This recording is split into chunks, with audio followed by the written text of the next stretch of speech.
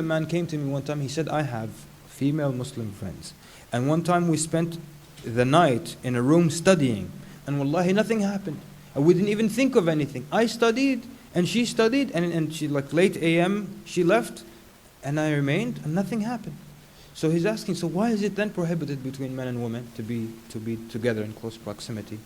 And of course the answer is very simple. If because it happened to, in your case, nothing bad happened, it doesn't mean you should make it permissible for everyone else. This is a specific case. You don't go from the specific to the general, you go from the general to the specific. So it's not natural to expect that you can be friends with a woman and nothing will happen. That may happen in one or two different scenarios, but do we make that a general rule for people? Do we say, oh, brother so-and-so, nothing happened, he spent the night, so everybody go ahead, spend the night. We don't do that. طيب. The other thing is that you find that the Prophet ﷺ separated physically between the men and the women. Contemplate that the men and women are separated in the masjid. So then what about besides the masjid? And if you're not going to intermingle in the masjid, and no one really is going to take their leisure and their time in sweet talking a woman in a masjid, even the person of weak iman. So that if the best of the men, the Sahaba, and the best of the women were not allowed to mix in the best of the places, the masjid of the Prophet ﷺ, how can we then say, well, we have pure hearts and good intentions, and we're not going to, it's okay if we do it. We have in Bukhari the hadith of Salama radiallahu anha. She described that the Prophet ﷺ would say the salam twice after the salah, and then the woman would leave and he would stay a while. So Ibn Shihab says that he thought that the Prophet ﷺ would wait a while in order for the woman be able to leave the masjid. This is just leaving the masjid. He doesn't want them to meet with the men while they're leaving. The best of men, the best of women in the best of places, yet the Prophet ﷺ is being so careful. In the book of Abu Dawood, he has a chapter entitled Insiraf al-Nisa qabla al-Rijal min as-Salah, that the departure of women before men after Salah.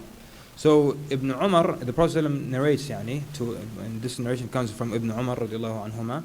He says, the Prophet ﷺ said, pointed to a door in the masjid, he said, we should leave this door for women, that women only come and leave from this door. So Nafi' says that until Ibn Umar died, he never once came or went through for this door of the masjid. Look at how the companions took to the order of the Prophet ﷺ. He never once said, well, there are no women, or it's late night, there's no women right now, I can leave from it. Never once did he enter from that door or leave from that door, because the Prophet ﷺ gave that command. Look at this description about the rows of the men and women. The Prophet ﷺ says, and this is in the book of Muslim, the best of the men's rows is the first row, and the worst is the last row. And the best of the women's rows is the last row. This is the best for the women is the last row, and the worst is the first. Why? Because the first row of the women and the last row of the men, those are the two closest rows to each other. And this is in Salah, people. This is in the masjid. And these are the worst rows because of the proximity. In another hadith narrated by Abu Dawood, the Prophet ﷺ says, give way to the women. Give way means when you're walking on the roads, because he saw the men and women when they leave the masjid, they walk on the road together, meaning that there's a man here in the middle of the road, a few steps back there's a woman in the middle of the road, and they're all walking home. No one's talking to anyone. Prophet ﷺ then says to the women, give way as it is not appropriate for you to walk in the middle of the road. So now just walking home, Prophet ﷺ decided that the woman will walk to the side and the men will walk in the middle.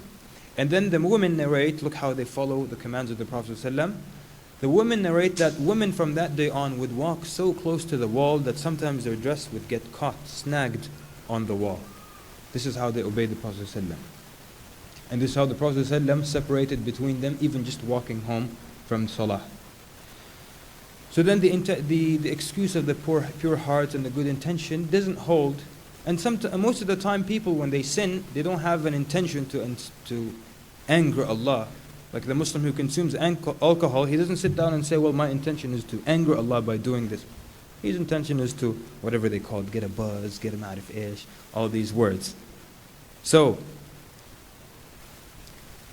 then comes the other issue of, well, she's like a sister to me. or she's almost a family member. The Prophet ﷺ said, beware of entering upon women. So a man asked the Prophet ﷺ, أَرَأَيْتَ الْحَمُو? He says, what about the brother-in-law? The Prophet ﷺ said, الْحَمُو الْمَوْتِ الْحَمُو الْمَوْتِ. The brother-in-law is death.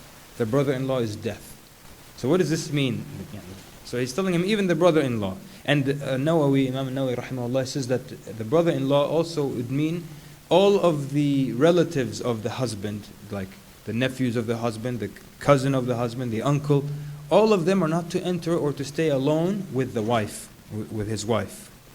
And the Prophet ﷺ saying that the brother-in-law is death, it could mean that it could result in religious doom if some sin happens between the two. Or it could mean that actual death will happen if there's a sin, because adultery, the result, punishment is death. Or it could mean that the disaster will strike if the husband becomes jealous, he divorces the wife.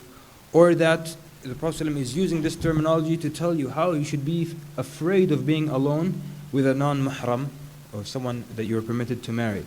That you should fear it as you fear death, or that it is as terrible as death. So it can't be natural. And something else, being alone with like those people who say, well, we're just friends, and we sit down, we study, and it's a natural relationship. Let me tell you something. You all know this hadith. The Prophet ﷺ said, really, that no man sits alone with a non-mahram woman except that the shaitan is the third amongst them. So those people who say it's natural, if they could visualize, if they could actually see the shaitan, would it be a natural sitting? There's a brother over here, sister in her hijab over there, and Mr. Shaitan is sitting right here.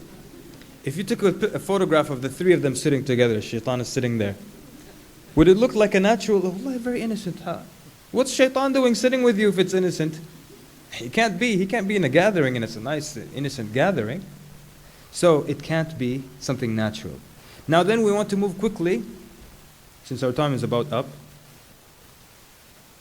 to the issue of, so now we're talking about when you intermingle, that's one of the things that facilitates zina.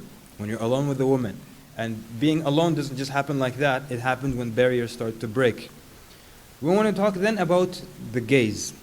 The Prophet ﷺ says, لا تتبع النظرة النظرة بالنظرة فإنها بريد الزنا. The Prophet ﷺ says, do not follow a glance with another glance, because it's like the facilitator of zina, or one of the passageways, the avenues of zina.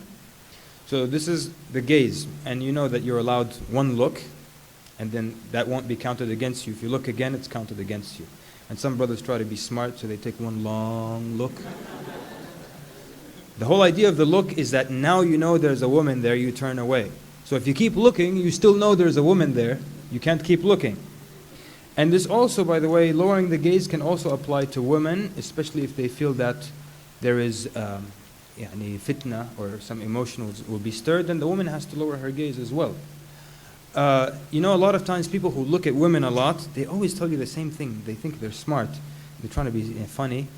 And they tell you that, إِنَّ اللَّهَ جَمِيلٌ يُحِبُّ الْجَمَالِ. So we're looking at the beauty of woman. Allah is beautiful and He loves beauty.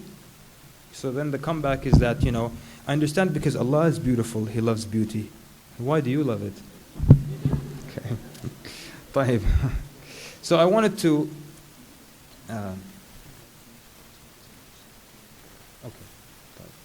So I wanted to then quickly just talk about lowering the gaze. I want to take the example of one of the companions of the Prophet ﷺ. His name was Tha'laba ibn Abdul Rahman. He was a young man about the age of 16, and he used to always run errands for the Prophet ﷺ. He would send him here and he would send him there to do something for him. So one day the Prophet ﷺ sent him to do something, and he was walking through the city of Medina, and he passed by a house with an open door. So he glanced inside and he saw a type of curtain that they used to cover the shower area. And the wind blew that curtain and he saw a woman, a Muslim woman inside that was bathing. And it's as if he glanced for too long, or he looked for a bit too long until he saw something, and then he came to his senses.